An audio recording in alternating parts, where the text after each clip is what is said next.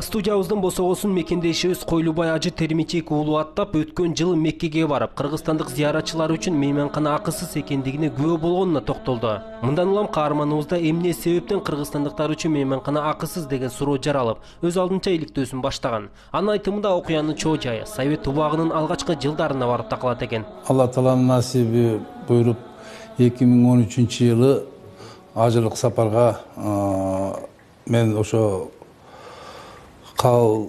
тилегим кабыл болуп ажылык сапарга барып келдим. Биз жашаган гостиницада прям үстүндө арабча, анан орустун тамгасы менен Кыргызстандан барган зыяратчыларга, кыргызстандык зыяратчыларга жатакана бекер.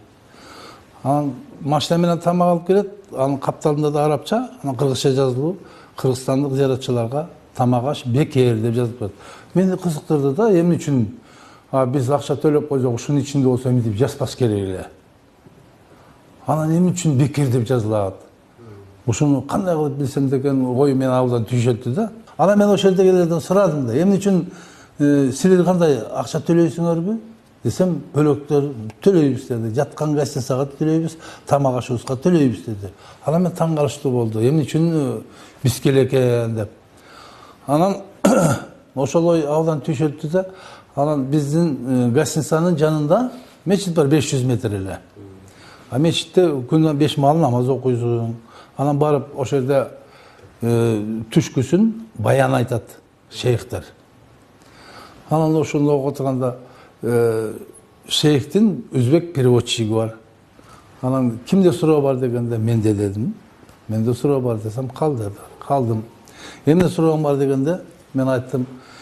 Эмне үчүн бардык мынагу бияка зыяратка келгендердин бардыгы акча төлөйт, тамак жатаканасына төлөйт, биз эмне үчүн төлөбөйбүз дедим да. Ошентсем, сен кай жерден келдиң? Мен Кыргызстандан келдим. А силерге эч ким айткан жокпу? Жок. Силер гостиницанын оозунда жазууду көргөн жоксуңарбы? Мен арабча окуй албайм дедим да. Арабча окуй албайсың. Анда окуп тур деди. Силердин чоң атаңар деди. Чоң аталарыңар 1917 жыл менен 24 жылдын аралыгында ошол жактан эми алар кыскача айтты да, запкы көрүп деди. Запкы көрүп ошол жакка келген экен дейт. Анан келгенде алар бакуат жакшы жашоодо болсо керек. Келгенден кийин булар Тойф деген шаарга келген деди. Тойф деген шаарга келип, климаты ошо Кыргызстандыкына окшош деп, ошолордун өздөрүнүн айтымына жараша бизге мага интервью айтып берип атат да. Тойф деген шаарга келип, анан ошол жерде жашап, анан кийин ал убакта арабтар кедей жашаш экен. Анткени нефти, газ өнүккөн эмес ал убакта. Жаран төө менен соодагерчилик менен бир аз иш кылышкан. Көп нерсени өнүкпөгөн да. Анан кийин булар бат эле өздөштүрүп жер иштетип, соодагерчилик менен бат эле бутуна туруп, бул мен ошо бешөөнү айтып берейин. Биринчиси Төрөкул бай деп жазылат. Бияктан тактада Төрөкул би экен. Мухаммед Бакирхан, Истамкул Кушубак уулу, Бердубайлуу Рахматулла, Короз уулу Шады. Ушул бешөөү ошол жерде өздөштүрүп буттарынан тургандан кийин Меккенин тегерегине булар медресе салышат. Гостиница салышат. Медресе менен гостиница салышат.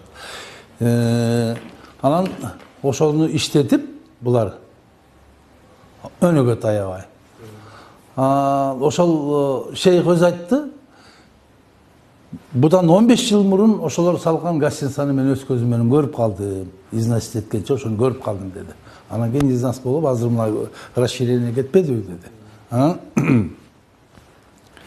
Булар ошентип ошол жерге медресе, гостиница салышат, ошентип иштетип жүргөндөн кийин убакыттар өтүп, америкалыктар менен договор болуп, арабтардын газ, нефти ачылат да. Ачылгандан кийин уже өнүгүп, өзүп, жетилип, уже буттарына туруп калгандан кийин жыл сайын зыярат бай болгондон кийин бунун тегерегинде жакшынакай кылып мөмөткенсе, жыл сайын элдин саны көбөйө баштайт. Зыяратка келген элдин саны көбөйө баштайт.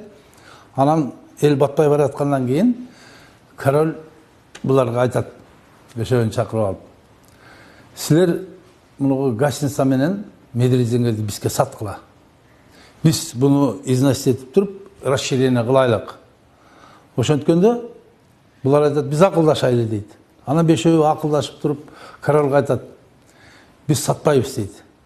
Биз бекер беребиз силерге дейт. А эмне үчүн бекер бересиңер дегенде, качандыр бир убакта биздин урпактар келет, ошондо бир ай жатаканасын, тамак ашын бекер кылып бересиңер дейт.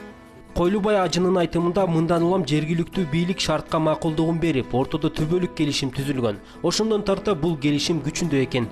1993 жылы эгемендүүлүктү биздин мамлекет өзүнчө алгандан кийин